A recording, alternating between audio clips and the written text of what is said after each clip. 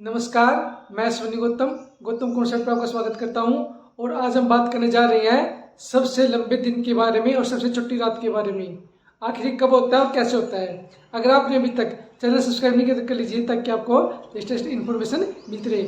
साथियों, जैसे कि आप अक्सर सुनते हो कि 21 जून को सबसे लंबा दिन होता है और सबसे छोटी रात होती है। लॉन्गेस्ट डे आप 21 जून को बोल सकते हो। तो इसका क्या मतलब होता है, देखिए। सबसे पहले आप इस डायग्राम पे ध्यान दीजिए। मान लीजिए आज है 21 जून, ठीक है जी। 21 जून को जो सूर्य की सीधी किरणें पड़ती हैं, जो सीधा प्रकाश पड़ता है, वो कर्क रेखा पर पड़ता है। वो कर्क रेखा पर, कर्क रेखा पात के बीचों बीच गुजरी हुई है। मान लीजिए आज 21 जून है, तो जो सूर्य की लंबवत किरणें, सीधी किरणें हैं, वो कहाँ पड़ेंगी? कर्क रेखा पर। तो कर्क रेखा पर पड़ने का मतलब क्या है? यहां पर सूर्य लंबवत होगा और यहां पर सूर्य का प्रकाश ज्यादा देर तक होगा। अगर अब ज्यादा देर तक होगा, इसका मतलब है जो दिन की अवधि है, ड्यूरेशन है, वो बढ़ जाएगी। 12-12 घंटे का दिन और रात होती है। तो दोस्तों 21 जून को क्या होगा? कर्क रेखा पर 12 की बजाय 14 घंटे का दिन हो जाएगा। अब क्योंकि दिन 14 घंटे का हो गया और रात कितने घंटे की होगी? 10 घंटे की, क्योंकि 24 घंटे का दिन होता है ना पूरा। तो अगर यहाँ पे 14 घंटे का दिन है, तो रात कितने घंटे की होगी? 10 घंटे की।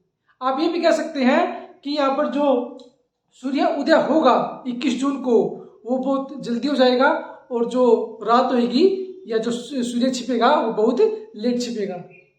तो कुल मिलाकर 21 जून को नॉर्दर्न हेमिस्फीयर में, उत्तरी गोलार्ध में सबसे लंबा दिन होगा और सबसे छोटी रात होगी। अब जैसे कि इंडिया के बीचों बीच कर्क रेखा गुजरी हुई है, ठीक है। आप 21 जून को कर्क रेखा पर खड़े हो जाइए, तो आपको पता क्या मिलेगा? आपको आपकी परछाई गायब मिलेगी। 21 जून को दोपहर में ऐसा टाइम आएगा कि अगर आप कर्क रेखा पर खड़े हो जाएंगे, तो आपको अपनी परछाई गायब मिलेगी, क्योंकि सूर्य आपके सिर के ठीक ऊपर होगा, बिल्कुल ऊपर, और आपकी परछाई गायब हो जाएगी। अब ये कहां से गुजरी कर्क रेखा? गुजरात से, राजस्थान से, मध्य प्रदेश से, छत्तीसगढ़ से, झारखंड से, वेस्ट बंगाल से, त्रिपुरा से, मिजोरम से। आप इनमें से किसी भी स्टेट में जो कर्क रेखा गुजर रही है, वहां पर खड़े जाइए, आपकी जो परछाई है वो गायब मिलेगी आपको, ठीक है जी। ये आप समझ गए। 21 जून को कर्क रेखा पर सबसे लंबा दिन होता है और सबसे छोटी रात होती है। ठीक इसी टाइम मकर रेखा पर, रेखा को आप इंग्लिश में बोलोगे ट्रॉपिक ऑफ कैंसर, और मकर रेखा को बोलोगे आप ट्रॉपिक ऑफ कैप्रिकॉर्न। मकर रेखा पर 21 जून को क्या होगा? अगर यहाँ पे गर्मी है कर्क रेखा पर, तो मकर रेखा पर इसी समय पर ठंड होगी। 21 जून को अगर कर्क रेखा पर ज्यादा गर्मी पड़ रही है, सूर्य ठीक सिर के ऊपर है, तो मकर रेखा पर इसी समय ठंड होगी। 21 जून की घटना को हम क्या कहते हैं? 21 जून की घटना को हम कहते हैं समर सोलिस्टिस, ठीक है। और मकर रेखा पर क्योंकि ठंड है, इसको बोलेंगे हम विंटर सोलिस्टिस, ठीक है जी। तो ये है कर्क रेखा, मकर रेखा। अब मकर रेखा ऑस्ट्रेलिया से गुजरी हुई है, ठीक है। अब कर्क रेखा पर गर्मी है 21 जून के आसपास। मकर रेखा पर अगर आप ऑस्ट्रेलिया की बात करोगे, तो ऑस्ट्रेलिया में इस समय ठंड होगी। ये आप याद रखिएगा। अगर मकर रेखा पर ठंड है, यहाँ गर्मी है। अगर मकर रेखा पर गर्मी है, तो कर्क रेखा पर ठंड होगी।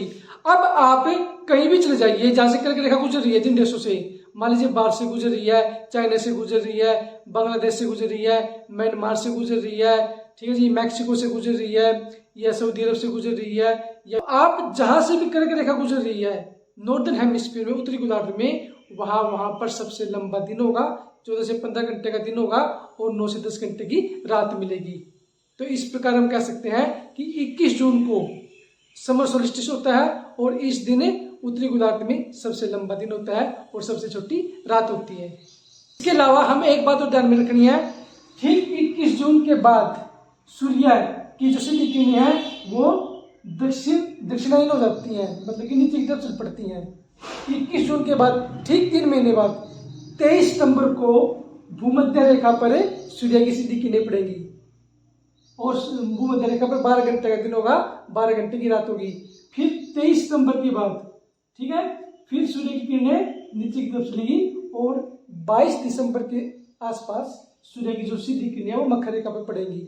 मकर रेखा पर उस समय गर्मी हो जाएगी और 22 दिसंबर को हमारे यहाँ पे कर्क रेखा पर ठंड हो जाएगी। आप देखिए दिसंबर में हमारे यहाँ पर ठंड होती है, वो इसलिए होती है क्योंकि यहाँ पर सूर्य की सीधी किरणें ना पड़ के तिरछी किरणें पड़ती है और सूर्य की सीधी किरणें पड़ती है मकर रेखा पर, वहां पर उसमें गर्मी होगी। इसलिए कहते हैं ना कि जब हम क्रिसमस मनाते हैं तो सारी दुनिया में ठंड होती है, दुनिया में उस समय गर्मी होती है, वो इसी कारण होती है। 21 जून को सूर्य की सीधी किरणें कर्क रेखा पर, फिर 23 सितंबर को भूमध्य रेखा पर और फिर 22 दिसंबर को सूर्य की सीधी किरणें मकर रेखा पर। फिर जब मकर रेखा पर सूर्य की सीधी किरणें जाएंगी फिर वो ऊपर की तरफ चलती है सीधी किरणें। ये हो गया 22 दिसंबर। फिर आएगा 21 मार्च। 21 मार्च को फिर सूर्य की सीधी किरणें भूमध्य रेखा पर पड़ेगी। 12 घंटे का दिन होगा, 12 घंटे की रात होगी। और फिर ठीक 3 महीने बाद 21 जून को सूर्य की जो सीधी किरणें है वो कर्क रेखा पर होंगी। सबसे लंबा दिन और सबसे छोटी रात। तो इस प्रकार दोस्तों ये फंडा है, बहुत बेसिक फंडा है। अगर आप इसको सीख लेते हो तो काफ़ी कॉन्सेप्ट आपके क्लियर हो जाते हैं।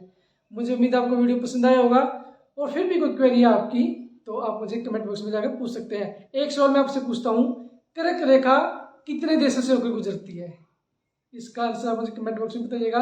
आज के लिए इतना ही। Thank you, have a nice day.